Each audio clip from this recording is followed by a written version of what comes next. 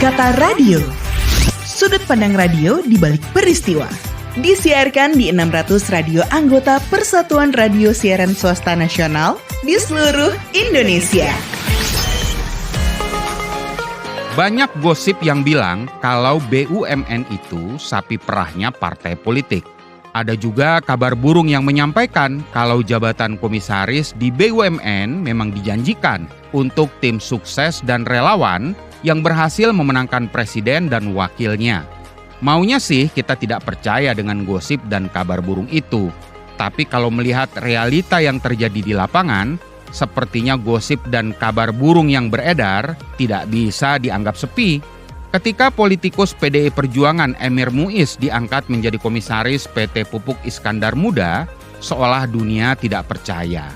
Kok bisa seorang terpidana kasus korupsi bisa menduduki jabatan komisaris di anak perusahaan BUMN? Dunia kembali tidak percaya ketika seorang musisi bernama Abdi Sleng ditunjuk menjadi komisaris PT Telkom dan wartawan musik Andre Sumual diangkat menjadi komisaris independen PT Perikanan Nusantara. Sulit bagi kita untuk mengabaikan hubungan antara jasa mereka berdua ketika memenangkan Jokowi dengan jabatan komisaris yang mereka terima. Tapi sepertinya anjing menggonggong kafilah berlalu. Hal ini terulang lagi, dan lagi.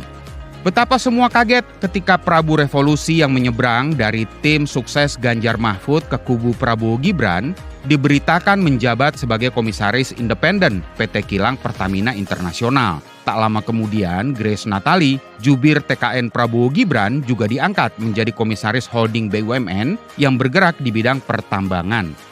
Puncaknya adalah ketika aktor Fauzi Baadillah, koordinator tim relawan pendukung Prabowo, ditunjuk menjadi komisaris independen PT Pos Indonesia. Kira-kira paham apa Fauzi Baadillah tentang problem Pos Indonesia yang saat ini hidup segan, mati tak mau?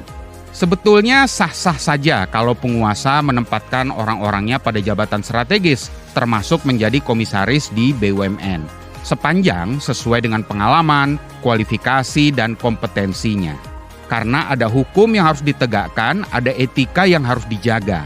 Pengurus partai politik tidak boleh menjadi komisaris BUMN. Komisaris BUMN harus memahami masalah manajemen perusahaan. Dia harus memiliki pengetahuan yang memadai di bidang usaha di mana dia akan ditempatkan. Tidak boleh rangkap jabatan dan tidak boleh menimbulkan benturan kepentingan. Terlihat dengan sangat telanjang bahwa penunjukan beberapa orang tim sukses dan relawan menjadi komisaris BUMN hampir semuanya bermasalah dan patut dipertanyakan. Saya Rafiq, komisaris Karang Taruna Cipinang Besar Utara. Sampai jumpa di Kata Radio berikutnya.